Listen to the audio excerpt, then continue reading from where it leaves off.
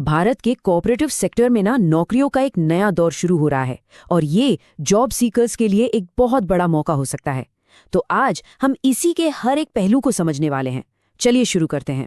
तो ये सब शुरू होता है एक विजन के साथ, सहकार से समृद्धि। अब इस सुनने में सिर्फ एक नारा लग सकता है ना? पर ये सिर्फ एक नारा नहीं है। ये एक कह सकते हैं एक पावरफुल विजन है जिसके पीछे सरकार की एक बहुत बड़ी नई पहल काम कर रही है। और असल में यही वो विजन है जो अवसरों की एक पूरी नई लहर के लिए स्टेज सेट कर रहा है। अब सवाल ये है कि इस विजन को हकीकत में कैसे बदला जाए। इसी के लिए 6 जुलाई 2021 को एक बिल्कुल नया मंत्रालय बनाया गया, सहकारिता मंत्रालय या मिनिस्ट्री ऑफ कोऑपरेशन। इसका मेन मिशन क्या है? इसका काम है पूरे भारत में एकदम ग्रासरूट्स लेवल से सहकारी समितियों को मजबूत करना। कैसे? एक डेडिकेटेड एडमिनिस्ट्रेटिव, लीगल और पॉलिसी फ्रेमवर्क बनाकर बेसिकली सबको स्ट्रीमलाइन करना और बढ़ावा देना। ठीक है, तो ये तो हो गई मंत्रालय की बात। अब जरा नेशनल लेवल पर देखते हैं कि ये जो नया मंत्रालय बना है इसमें खुद में कितनी नौकरियां हैं, कितनी स्टाफिंग हो रही है। इससे हमें पूरा बड़ा पिक्चर समझ में आएगा। तो इस नए मंत्रालय के लिए कुल सैंक्शन्ड पोस्ट्स हैं 209। दिसंबर 2025 तक 209 पद। बस ये नंबर याद रखिएगा क्योंकि इसी के आधार पर हम आगे की पूरी कहानी समझने वाले हैं। ओके, तो उन 209 में से अभी की बात करें तो 118 पद भरे जा चुके हैं। मतलब इतने लोग ऑलरेडी काम कर रहे हैं। इससे ये तो पता चलता है कि मंत्रालय अपनी टीम बनाने में काफी तेजी दिखा रहा है। लेकिन यहाँ आता है असली इंटरेस्टिंग पार्ट। अभी भी 91 पद खाली हैं। 91? इसका मतलब क्या हुआ? इसका सीधा मतलब है कि मंत्रालय के करीब 44% सैंक्शन्ड पोस्ट वेकेंट हैं।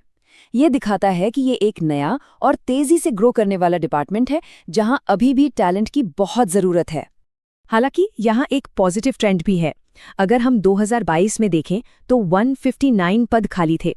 फिर 2023 में ये आंकड़ा घटकर 120 पर आया, 2024 में 95 और अब 91। तो वैकेंसीज कम तो हो रही हैं, जिसका मतलब है कि मिनिस्ट्री एक्टिव हायरिंग कर रही है। लेकिन जैसा हमने देखा, टैलेंटेड लोगों की जरूरत तो अभी भी बनी हुई है। चलिए अब नेशनल पिक्चर से हटकर जरा स्टेट लेवल पर चलते हैं और बिहार में जो एक मैसिव रिक्रूटमेंट ड्राइव चल रही है उस पर फोकस करते हैं। इससे पता चलेगा कि जमीनी स्तर पर इसका असल में क्या असर हो रहा है। तो ये नंबर देखिए, बिहार के कोऑपरेटिव डिपार्टमेंट में एक दो नहीं बल्कि पूरे 1089 नए पदों पर भर्ती का ऐलान हुआ है। ये वाकई में जॉब सीकर्स के लिए एक बहुत बहुत बड़ा मौका है और ये दिखाता है कि पूरा कोऑपरेटिव मूवमेंट जमीनी स्तर पर कितनी तेजी से आगे बढ़ रहा है। अच्छा, तो इन 1089 जॉब्स में है क्या क्या? चलिए जरा ब्रेक डाउन देखते हैं। सबसे ज्यादा 502 पद हैं कोऑपरेटिव एक्सटेंशन ऑफिसर के। फिर 257 पद हैं लोअर डिवीजन क्लर्क यानी एलडीसी के और 198 पद हैं ऑडिटर के। और बात सिर्फ जॉब्स की नहीं है, 7th पे कमीशन के हिसाब से सैलरी भी काफी अट्रैक्टिव है जो इन पोस्ट्स को और भी डिजायरेबल बना देती है। अब एक बहुत जरूरी बात, ये जो 1089 वैकेंसीज है ना, ये एक नहीं बल्कि 2 अलग अलग गवर्नमेंट कमीशंस के बीच बटी हुई हैं। बीपीएससी यानी बिहार पब्लिक सर्विस कमीशन भरेगा 537 पद, जिनमें कोऑपरेटिव एक्सटेंशन ऑफिसर जैसी की रोल्स हैं। वहीं बीएसएससी मतलब बिहार स्टाफ सिलेक्शन कमीशन बाकी के 552 पद भरेगा, जैसे एलडीसी और ऑडिटर। तो जो भी अप्लाई करने की सोच रहे हैं उनके लिए ये जानना बेहद जरूरी है। तो ये सब सुनकर अगर किसी का इंटरेस्ट जागा है तो अगला सवाल मन में यही आएगा कि ठीक है, पर अप्लाई कैसे करना है? चलिए एप्लीकेशन की पूरी प्रोसेस को स्टेप बाय स्टेप समझते हैं। प्रोसेस देखा जाए तो काफी स्ट्रेट फॉरवर्ड है। स्टेप 1, जिस पोस्ट के लिए अप्लाई करना है उसके हिसाब से बीपीएससी या बीएसएससी की ऑफिशियल वेबसाइट पर जाइए। स्टेप 2, वहां पर रिक्रूटमेंट का डिटेल्ड एडवर्टाइजमेंट लिंक ढूंढिए। स्टेप 3, जो ऑफिशियल नोटिफिकेशन है उसे बहुत ध्यान से पढ़िए ताकि एलिजिबिलिटी वगैरह सब क्लियर हो जाए। स्टेप 4, ऑनलाइन एप्लीकेशन फॉर्म को सही भरिए। स्टेप 5, अपने जरूरी डॉक्यूमेंट्स जैसे सर्टिफिकेट्स, फोटो, सिग्नेचर ये सब अपलोड कीजिए। और आखिर में स्टेप 6, एप्लीकेशन फी ऑनलाइन पे करके फाइनल फॉर्म सबमिट कर दीजिए एंड यू आर डन। लेकिन हर कहानी का एक दूसरा पहलू भी होता है ना?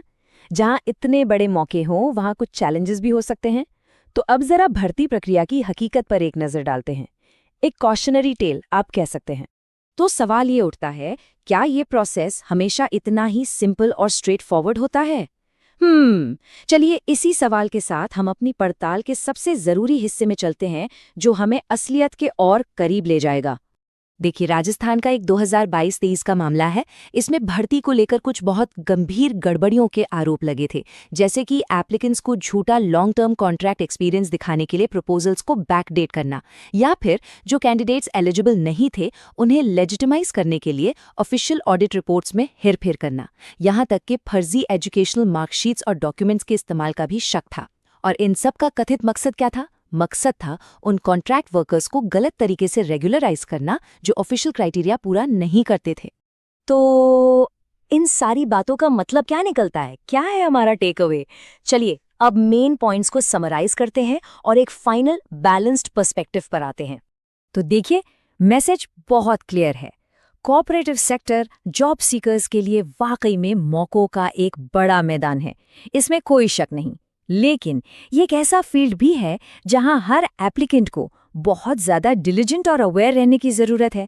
मतलब मौका असली है तो रिस्क भी उतना ही असली है।